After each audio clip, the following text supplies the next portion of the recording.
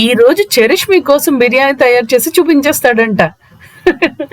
వాడేం చేయడండి, నేనే మీకు ఒక స్పెషల్ బిర్యానీ చేసి చూపిస్తాను. మష్రూమ్ బిర్యానీ. బిర్యానీతో పాటు ఈ రోజు గాజర్ కా హల్వా కూడా చేయబోతున్నాను, క్యారెట్ హల్వా కూడా చేయబోతున్నాను. చూసేయండి.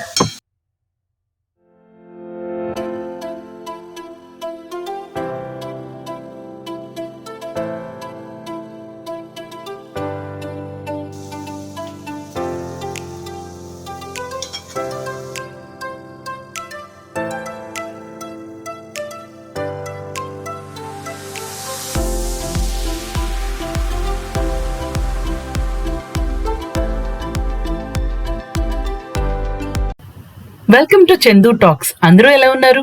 నేను చాలా బాగున్నానండి. ఈ video 8th March women's day రోజు తీసింది. ఆ రోజు నా కోసం నేనే ఉమెన్స్ డే కోసం mushroom biryani and paneer curry చేశాను. చాలా చాలా అద్భుతంగా వచ్చాయి. సో ఎలా చేశానో కూడా ఒకసారి చూసేయండి. మష్రూమ్ బిర్యానీ కోసం ఇలా మసాలా అంతా పక్కన పెట్టుకొని టొమాటోని కూడా ప్యూరీగా తయారు చేసుకోవాలి. ఉల్లిపాయల్ని కోసుకొని రెడీగా పెట్టుకోవాలి. అలాగే మష్రూమ్స్ని కూడా కోసేసి రెడీగా పెట్టుకోవాలి. బిర్యానీ కోసం మార్కెట్ నుంచి తెచ్చిన బిర్యానీ మసాలాని యూస్ చేస్తున్నాను. స్టవ్ మీద కడాయి పెట్టుకొని కడాయిలోని ఫస్ట్ నెయ్యి వేసుకున్నాను. సో నెయ్యి వేసుకొని దాంట్లోని ఇంకాస్త నూనె కూడా యాడ్ చేశాను అనమాట. ఈ సింపుల్ అండ్ ఈజీ మష్రూమ్ బిర్యానీని నేను ఈ కడాయిలోనే చేసేసుకున్నానండి. సో దీనికోసం కూడా చాలా తక్కువ ఇంగ్రీడియంట్స్ పడతాయి. లైక్ ఇప్పుడు నేను జీలకర్ర వేసాను, అలాగే 2 మిరియాలు వేసాను, ఆ తర్వాత బిర్యానీ మసాలాని వేసుకున్నాను. అన్నీ తక్కువ మోతాదులోనే తీసుకున్నాను. ఎందుకంటే మా నలుగురికి 1 పావు అంటే 1 గ్లాసు బియ్యం సరిపోతాయి అన్నమాట. మసాలా వేసుకున్న తర్వాత ఉల్లిపాయలు వేసేసుకోవాలి. ఉల్లిపాయలు బాగా వేగిపోయిన తర్వాత మనం టొమాటో ప్యూరీని వేసేసుకోవాలి. అవి 2 బాగా వేగాలన్నమాట. సో అవి వేగడం కూడా చాలా చాలా ఇంపార్టెంట్.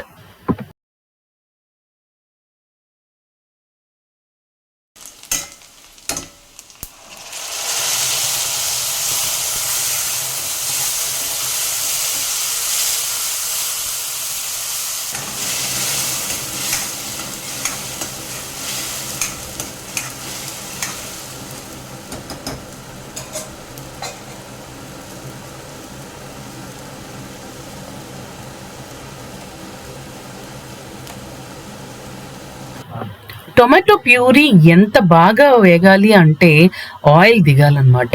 సో ఆయిల్ ఎప్పుడైతే కడాయి నుంచి సెపరేట్ అవుతుందో బాగా వేగిపోయినట్టు అప్పుడు మనం మష్రూమ్ ముక్కలు వేసేసుకోవడమే. మష్రూమ్ ముక్కలు వేసేసిన తర్వాత ఫుల్గా బాగా కలిపేసుకోవాలి. కలిపేసుకున్న తర్వాత ఆ పచ్చి వాసన అనేది కొంచెం ఉంటుంది.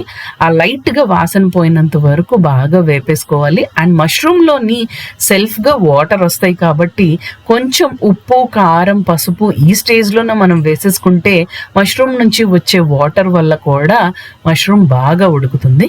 నేను ఇక్కడ 2 పచ్చిమిరపకాయలు కూడా వాడుకున్నాను. ఎందుకు అంటే బియ్యం వేసినప్పుడు కారం సరిపోవాలి కాబట్టి 2 పచ్చిమిరపకాయలు వేసుకున్నాను. అలాగే ధనియాల పొడి వేసుకున్నాను. అలాగే కొంచెం బిర్యానీ మసాలా కూడా వేసుకున్నాను.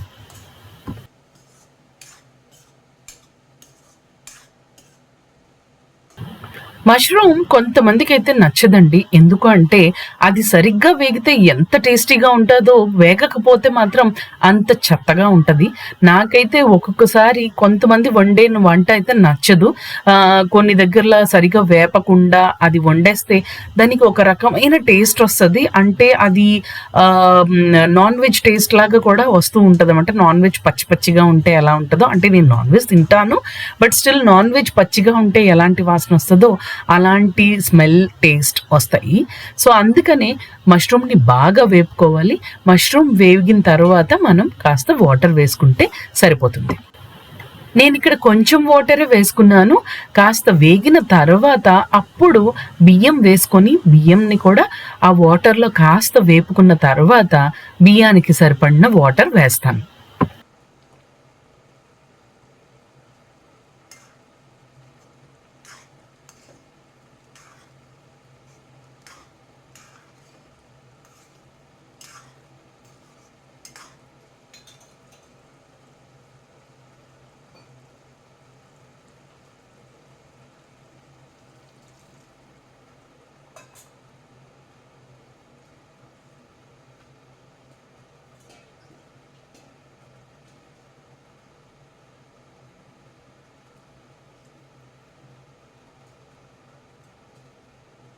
నేను ఇక్కడ 1 గ్లాసు బియ్యానికి 2.5 గ్లాసులు వాటర్ వేసుకున్నాను. ఇక ఉప్పు కూడా వేసేసుకున్నానండి. ఉప్పు నాకు 3.5 స్పూన్లు పట్టింది. సో వాటర్ కూడా మీరు మీ బియ్యాన్ని బట్టి వేసుకోండి. బియ్యం ఒకవేళ అంతగా ఉడకదు అని అనుకున్నప్పుడు ఇంకొంచెం వాటర్ వేసుకుంటే మంచిది. లాస్ట్లో నేను ధనియాల పొడి కూడా వేసుకున్నానండి. ధనియాల పొడి వల్ల డైజెషన్ ఇష్యూ కూడా రాకుండా ఉంటుంది. అన్నట్టు నేను చెప్పడం మర్చిపోయాను, నేను బాస్మతి బియ్యం వాడుకున్నానండి. సో బాస్మతి బియ్యంకి ఎంత నీళ్లు సరిపోతాయో అన్నీ వేసుకున్నాను. మష్రూమ్ బిర్యానీ రెడీ అయిపోయింది. అయిందో లేదో ఒకసారి చూసేద్దామా, రండి.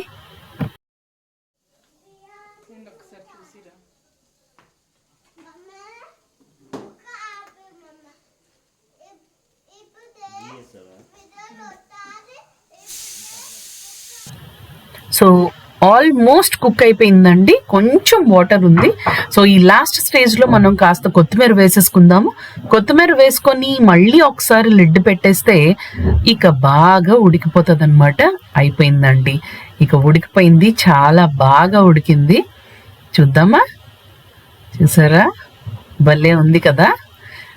కాస్త చల్లారిన తర్వాత ఇక అవి కూడా పలుకులుగా వస్తాయి, ఇలా ముద్దుగా రాదు. యాక్చువల్లీ అది ముద్దగా రాలేదు, జస్ట్ నేను ఇంకా స్టవ్ మీద ఆవిరి ఉంటుండగా తీస్తున్నాను కాబట్టి మీకు అలా అనిపిస్తుంది. బట్ ఆవిరంతా పోయిన తర్వాత విడివిడిగా అయిపోతుంది. నిజంగా చెప్తున్నానండి, టేస్ట్ చాలా అద్భుతంగా వచ్చింది. సో ఆ క్వాంటిటీ కూడా తక్కువ ఉండడం వల్ల మాకు అసలు సరిపోలేదు, అంత బాగుందన్నమాట. టేస్ట్ చాలా చాలా అద్భుతంగా వచ్చింది. నేను చెప్పిన క్వాంటిటీస్తోని సేమ్ మీరు ఇలాగే చేసుకుంటే నిజంగా చాలా టేస్టీగా వస్తుందండి. మనం బయటకు వెళ్ళి తెచ్చుకోవాల్సిన అవసరం ఉండదు, మన ఇంట్లోనే మనం సింపుల్ అండ్ ఈజీగా తయారు చేసేయచ్చు. ఇక ఆ రోజే మేము క్యారెట్ కట్ పీస్ పికిల్ కూడా చేసుకున్నాము. దాని తయారీ విధానం ఎప్పుడైనా చూపిస్తాను. సో ఇప్పుడు క్యారెట్ హల్వాకి నేను రెడీ అయిపోయాను. సో దానికోసం ఏంటంటే ఫస్టే జీడిపప్పును వేపి పక్కన పెట్టుకున్నాను. దాని తర్వాత ఇలా క్యారెట్ని బాగా వేపుకుంటున్నానండి. సో ఇవి రెడ్ కలర్ క్యారెట్స్ ఉంటాయి కదా, లాంగ్ సైజ్లో ఉంటాయి, గాజర్ అంటారు. సో అవండి, వాటినే తెచ్చుకున్నాను. అవి అయితే చాలా టేస్ట్ బాగుంటాయి కాబట్టి వాటిని తెచ్చుకొని నీటిలోని బాగా వేపుకున్నాను అనమాట.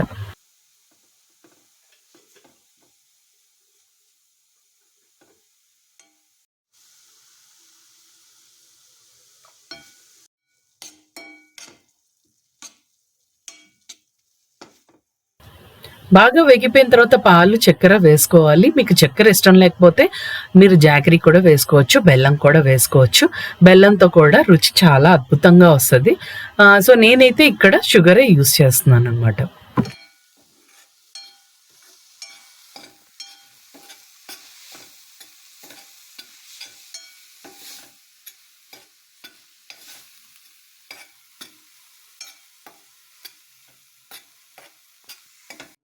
నా వంట అంతా కంప్లీట్ అయిపోయిన తర్వాత నాకు అమెజాన్ నుంచి టేబుల్ రన్నర్ డెలివరీ అయిపోయింది. సో టేబుల్ మీద వేసేద్దామని ఫస్ట్ టేబుల్ని బాగా తుడుచుకుంటున్నాను. సో తుడిచిన తర్వాత నాకు తెలిసింది ఏంటి అంటే చిన్న స్క్రాచెస్ పడిపోతున్నాయి అని చెప్పి. సో టేబుల్కి ఎప్పుడైనా మనం క్లాత్ కానీ ఇలా రన్నర్స్ కానీ ఏమైనా వేసుకున్నట్లయితే దాని మీద పెట్టిన వంట సామాన్లు అంటే గిన్నెలు ఏమైనా అటు ఇటు జరిపినప్పుడు గీతలు అవి పడకుండా ఉంటాయి. సో ఇలా రన్నర్ని నీట్గా డెకరేట్ చేసేసుకున్నాను. సో నా టేబుల్ అయితే అద్భుతంగా అయిపోయింది, చూడడానికి చాలా చాలా అందంగా ఉంది. ఒకవేళ కానీ మీకు ఈ రన్నర్ నచ్చి మీకు లింక్ కానీ కావాలి అంటే నా కామెంట్ సెక్షన్లో చెప్తే నేను డెఫినెట్గా లింక్ని మీకు షేర్ చేస్తాను. ఇక నా భోజనాన్ని మొదలు పెట్టేశానండి. ఫస్ట్ కారంగా ఉంటే మాత్రం పిల్లలకి కొంచెం పెరుగు ఏదైనా కలిపి పెడతానమాట, అందుకే ఫస్ట్ ముద్ద నేను తింటాను. సో ఇక్కడ కూడా నేనే ఫస్ట్ ముద్ద తిని టేస్ట్ చూసి అప్పుడు నా చిన్న కొడుక్కి పెడుతున్నాను. వాడికి చాలా చాలా నచ్చిందంట, నాకు చాలా హ్యాపీగా అనిపించింది. ఇంట్లో పిల్లలు, హస్బెండ్ బాగున్నాయి, చాలా బాగున్నాయి అంటూ తింటే ఎంత బాగుంటుంది కదండి.